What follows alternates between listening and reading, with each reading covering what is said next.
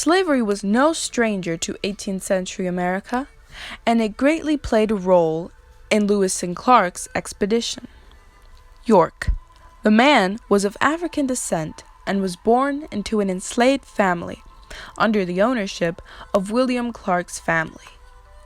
Though little is known about his personal life, we are able to see that as a slave to William Clark, he was bound to following and obeying his master.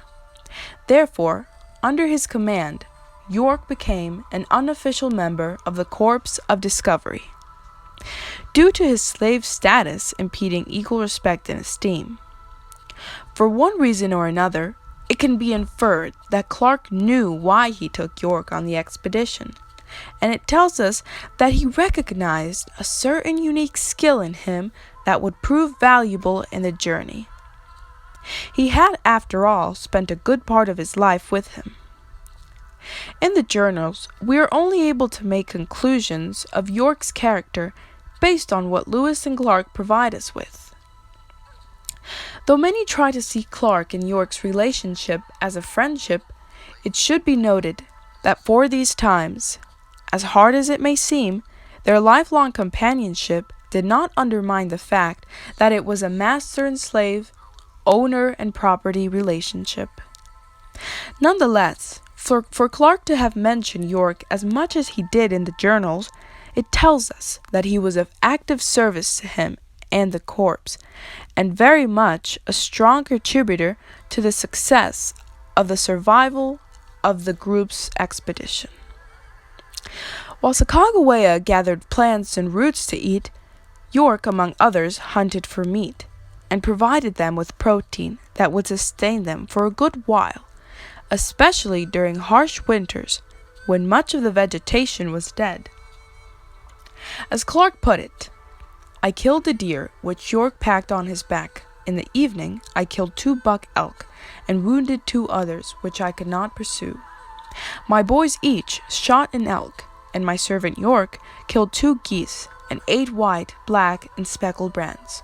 November 16th, 1805. These testimonies allow us to understand that York contributed greatly to the group's survival, and despite his slave status, was allowed to carry a gun and even have a vote in where the group should go next. In an excerpt from the journals, we read that York voted to examine the other side, or in other words, where they would set camp next. Sacagawea got a vote also. This short but interesting sentence stirs a whirlwind of irony that despite both York and Sacagawea being minorities in a group of white men, they were allowed to have a say in the place where they would set camp, and despite this being an opinion poll, it is nonetheless impacting for its unusual inclusivity and forward thinking of the 2 captains on that day. It makes one think about the amount of liberties given to York, such as going alone on hunting parties, and the effects of his contribution as time went on. His skill and hunting abilities were not the only things, though, that determined a great deal of the expedition's success. While Sacagawea did much of the translating, York's looks were a big factor in getting along with and appealing to many of the Native American tribes they encountered. Seeing as though Native Americans believed that his black skin was a sign of great power and spiritual superiority, the corps used this to their advantage and found ways to keep peace between both parties by entertaining the natives with his presence and allowing them to be around him in awe and fascination. Finally, as we think about who York was, according to Lewis and Clark's narration, we can make the argument that he was a strong, capable, and responsible member of the party, with as much to give and contribute, separate of any institution of slavery.